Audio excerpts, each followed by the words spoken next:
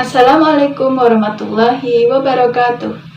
Hai, jumpa lagi dengan saya, Aisyah Lutfian Asfar, mahasiswi semester 3 Pendidikan Bahasa dan Sastra Indonesia, Universitas Pancasakti Tegal. Video kali ini saya buat untuk memenuhi tugas pembelajaran berbicara. Dalam video kali ini, saya akan membahas mengenai majas. Sebelum kita masuk ke pembahasan mengenai pengertian dan macam-macam majas, pernahkah kalian mendengar kalimat-kalimat seperti ini?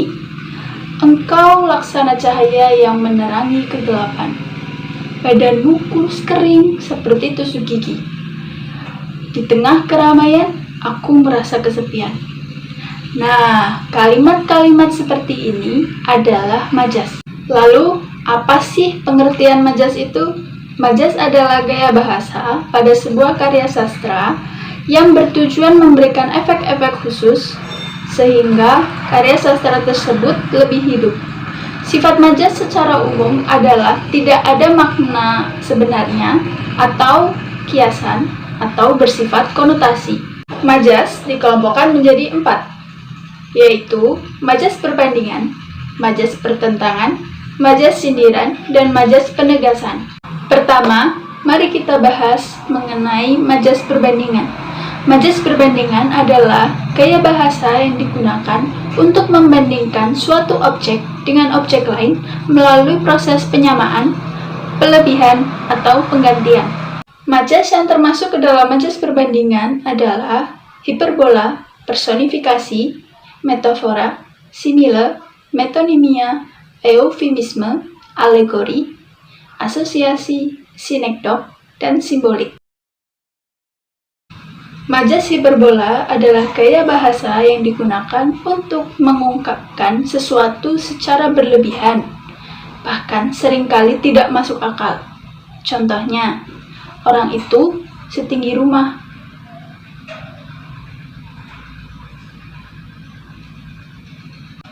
Badanmu kurus kering seperti tusuk gigi.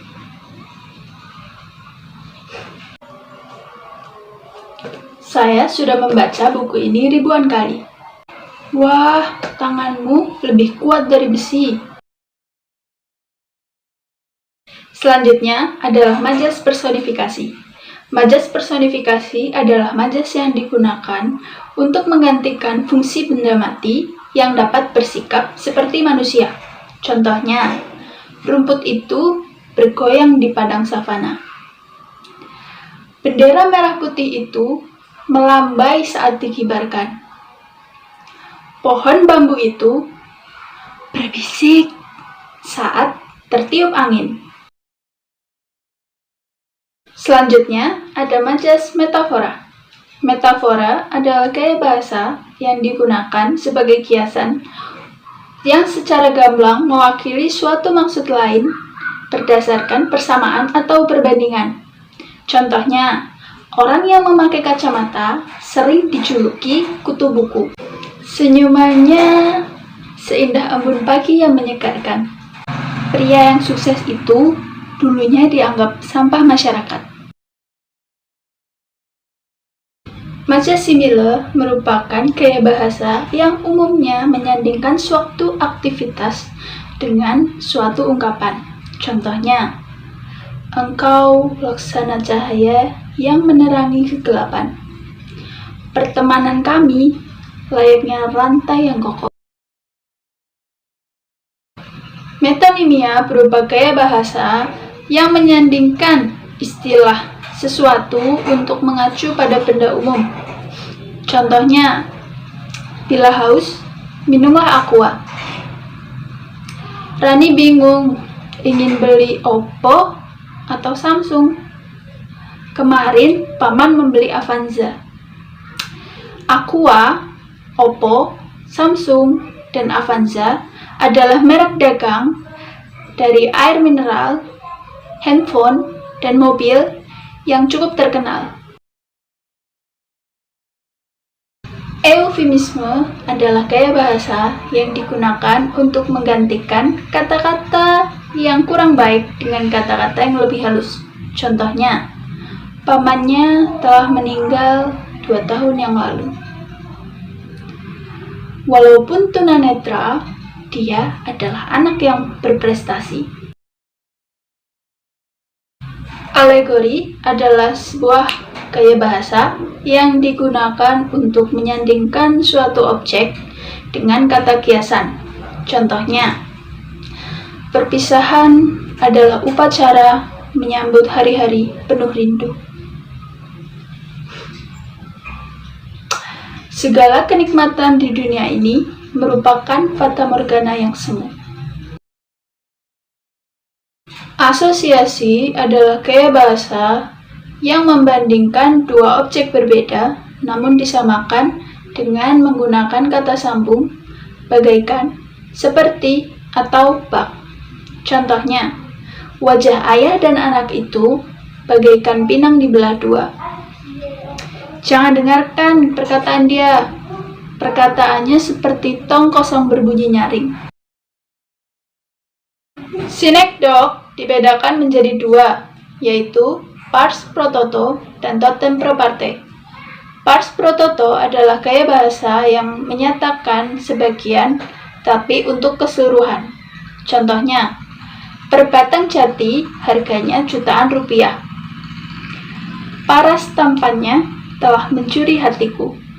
Kedua, totem pro parte adalah gaya bahasa yang mengungkapkan keseluruhan objek padahal yang dimaksud hanya sebagian. Contohnya, perempuan Indonesia memiliki kulit sawo matang.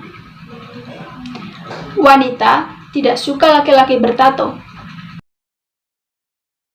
Simbolik adalah gaya bahasa dengan ungkapan yang membandingkan antara manusia dengan sikap makhluk hidup lainnya. Contohnya, warna merah pada bendera negara Indonesia melambangkan keberanian. Anton selalu jadi kambing hitam di keluarganya. Selanjutnya ada majas pertentangan.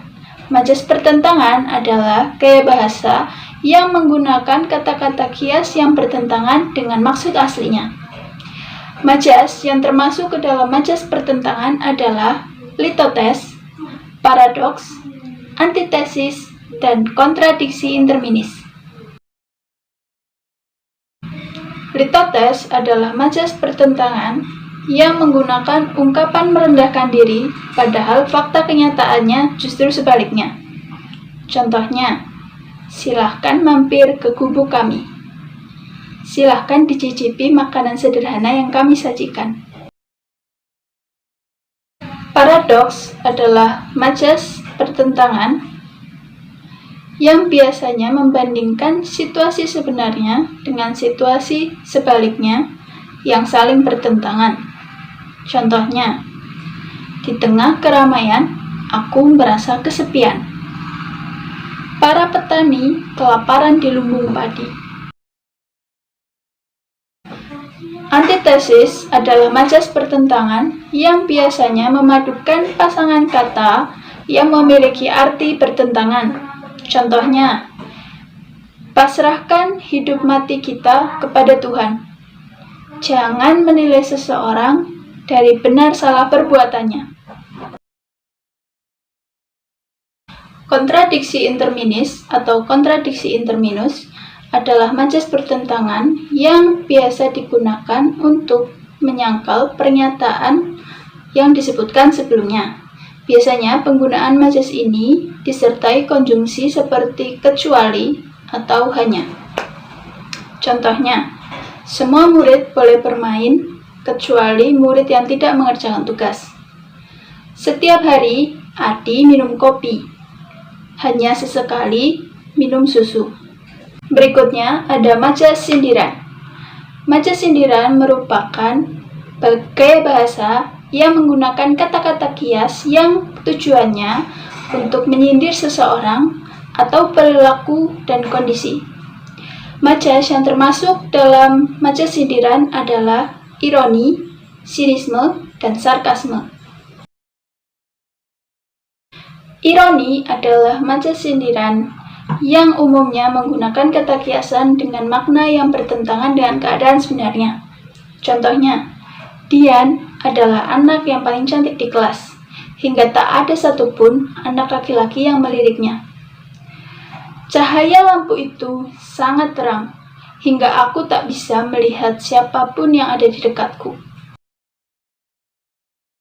Sinisme adalah maja sindiran yang digunakan untuk memberi sindiran secara langsung kepada orang lain. Contohnya, percuma saja kamu sekolah tinggi-tinggi jika kamu tidak serius belajar. Untuk apa punya gaji banyak jika kamu tidak bisa menikmati gajimu sama sekali? Sarkasme adalah maja sindiran yang menggunakan kata berkonotasi kasar untuk menyindir orang lain. Contohnya, dasar pemalas, sudah masuk sekolah baru mengerjakan PR. Apa kau buta? Ada anak kecil di depanmu, malah kau tabrak. Terakhir ada majas penegasan. Majas penegasan adalah gaya bahasa yang bertujuan untuk meningkatkan pengaruh kepada pembacanya agar menyetujui sebuah ujaran atau kejadian. Majas yang termasuk ke dalam majas penegasan adalah pleonasme, repetisi, retorika, klimaks, antiklimaks, paralelisme, dan tautologi.